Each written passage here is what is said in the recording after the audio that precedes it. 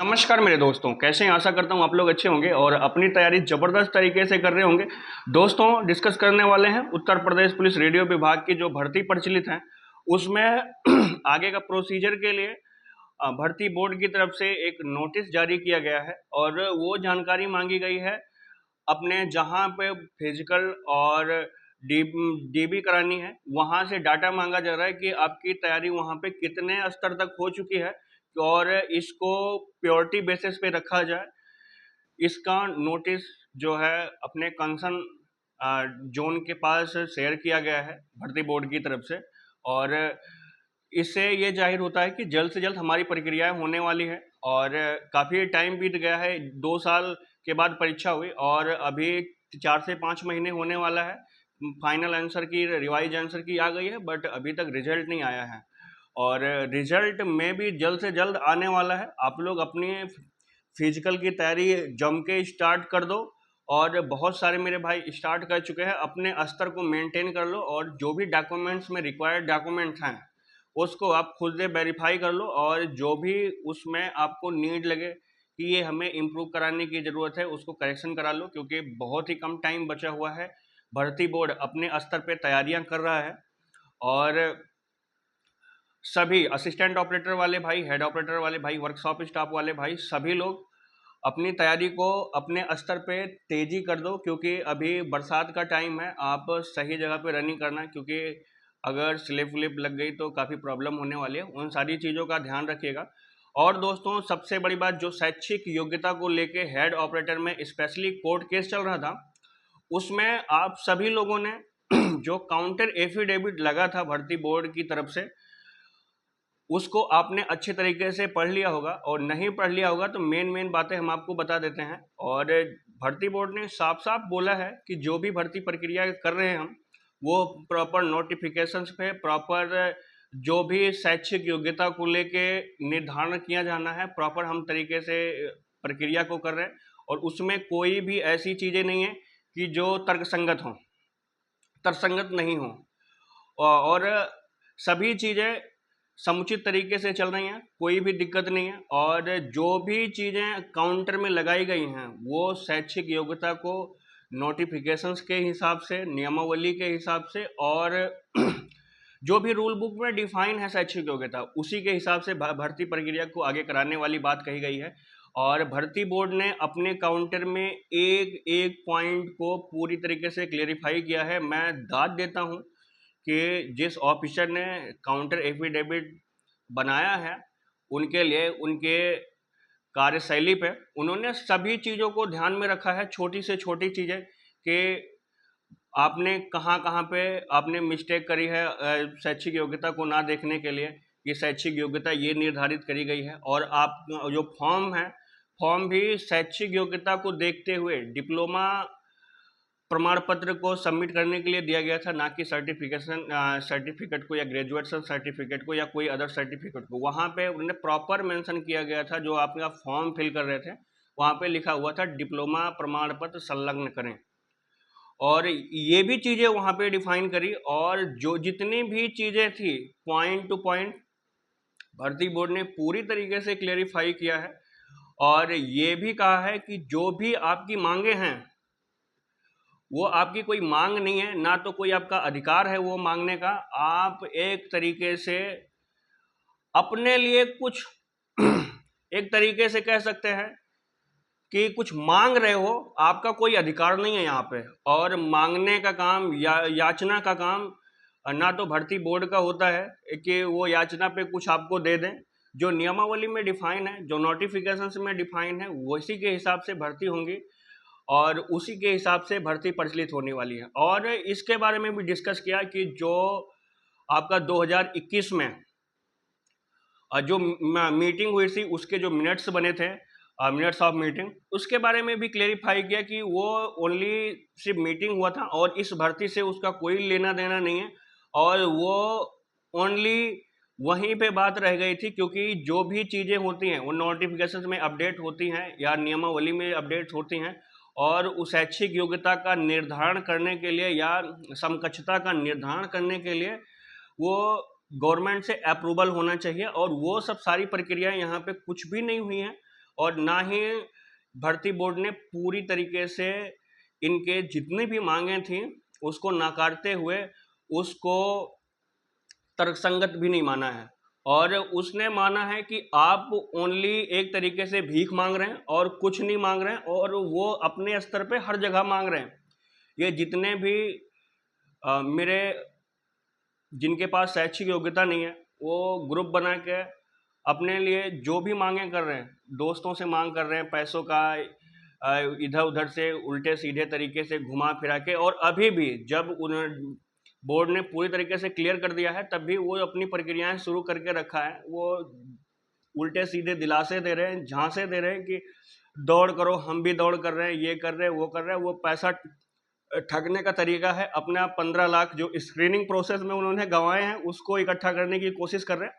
तो मेरे भाइयों, जिनकी शैक्षिक योग्यता है, देखो सिंपल सी बात है, आप वीडियो को लाइक करो या ना करो, चैनल को सब्सक्राइब करो या ना करो, जो चीज़ें सत्य हैं मैं उसको बोलूँगा आपको। जिनके पास शैक्षिक योग्यता है प्लीज़ वही तैयारी करें और वही नेक्स्ट प्रोसीजर के लिए अपने आप को वेल प्रिपेयर्ड करें, क्योंकि अदर क्वालिफिकेशन जहाँ पे जो चीज़ें डिफाइन नहीं हैं, जो चीज़ें आप शैक्षिक योग्यता की अहर्ता नहीं रखते हैं, तो आप कैसे फर्दर प्रोसेसर के लिए आप एलिजिबल हो जाएंगे। तो आप लोग जिनके पास शैक्षिक योग्यता है प्रॉपर तैयारी स्टार्ट कर दें, जल्द ही रिजल्ट आने वाला है। और सबसे अहम बात, जिनका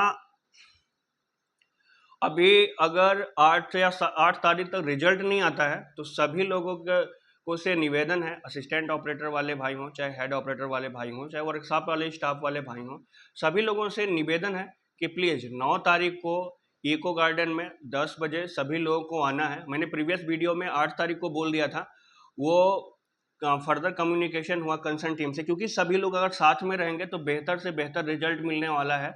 और बहुत सारे साथीगण इकट्ठा हो रहे हैं, और सभी मेरे भाई देखो, अब आवश्यक ढाई या 3 साल होने वाला है, सभी लोगों को जॉब की आवश्यकता है और सभी का टाइम बर्बाद हो रहा है।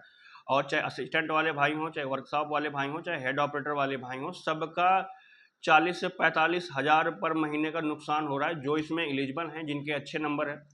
तो हमें अपना टाइम नहीं गंवाना है, ना ही हमें इधर उधर की चीज़ों में, हमें अपने हक के लिए अपने बात को रखना है भर्ती बोर्ड के सामने को जो है, और गवर्नमेंट के सामने, जिससे कि हमारा रिजल्ट आए और हमें जल्द से जल्द अपना सिलेक्शन मिले।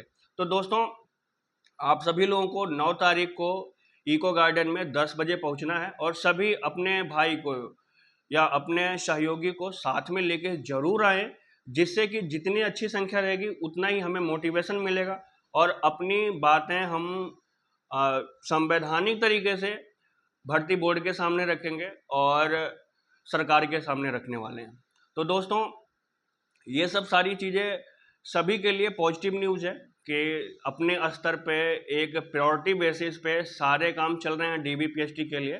तो हमें भी अपने प्रिपरेशन की फिजिकल मेंटेन करने के लिए अपने स्तर पे प्रायोरिटी बेसिस पे काम करना है, और जल्द से जल्द अपने आप को वेल ट्रेंड करना है कि जिस दिन रिजल्ट आ जाए हमें अपने आप को ट्रेंड माने।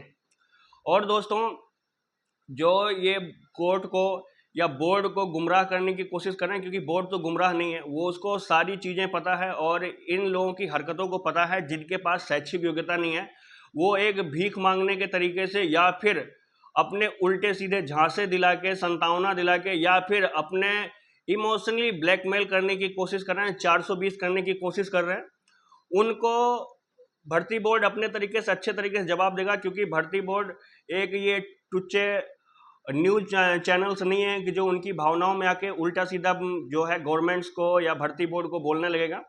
तो कोर्ट से डिसीजन जल्द आने वाला है, और वो 100% दावे के साथ कहता हूँ कि वो जो नियमावली है, नोटिफिकेशंस है, जो रूल बुक है, उसी को आहार मानते हुए वो नेक्स्ट प्रोसीजर के लिए बोलेंगे, और यही चीज़ें परम सत्य है। तो और सबसे बड़ी बात, जो याची हैं उनके लिए स्पेशल व्यवस्था करने वाली है गवर्नमेंट, और 420 का केस के साथ साथ उनके लिए कुछ स्पेशल प्रबंध किए गए हैं। वो स्पेशल प्रबंध अभी हम यहाँ पे पब्लिक नहीं बता सकते, और मेरे भाइयों से अनुरोध है कि जिनके पास शैक्षिक योग्यता है वो पूरी तरीके से अपने आप को तैयारी करें, और जो शैक्षिक योग्यता नहीं है वो दूसरे एग्जाम की तैयारी करें। और जिनके पास शैक्षिक योग्यता नहीं है, मेरा निवेदन यह है कि आप डॉक्यूमेंट वेरिफिकेशन में मत जाएं, वरना वहां पे भी आपकी खातिरदारी का प्रबंध हो चुका है और अच्छे से खातिरदारी होगी। 4 लठ लेफ्ट में, 4 लठ राइट में पड़ने वाले हैं, वो चीज़ें आप ध्यान दे दीजिएगा। अदरवाइज आप उसके जिम्मेदार खुद होंगे। मैं भी, हो सकता है आप पे भी केस हो, क्योंकि आप सारी चीज़ों को जानते हुए, सारे नोटिफिकेशंस को पढ़ते हुए, आप भर्ती बोर्ड को, कोर्ट को और एक माहौल ख़राब करने की कोशिश कर रहे हो और ये हवा बनाने की कोशिश कर रहे हो। हवा बनाने पे आपको सज़ा तो थोड़ा बहुत मिलनी चाहिए और खातिरदारी होनी चाहिए, क्योंकि खातिरदारी नहीं होगी तो आज ये उठे हैं, कल कोई दूसरा उठने वाला है। और ये इनकी प्रक्रिया ऐसी है कि ओनली हवा बनाने की कोशिश कर रहे हैं कि हमने 2.5 साल बर्बाद किया, ये बर्बाद किया। अरे भैया, तुमको किसने बोला था कि आप यहाँ पे बर्बाद करो?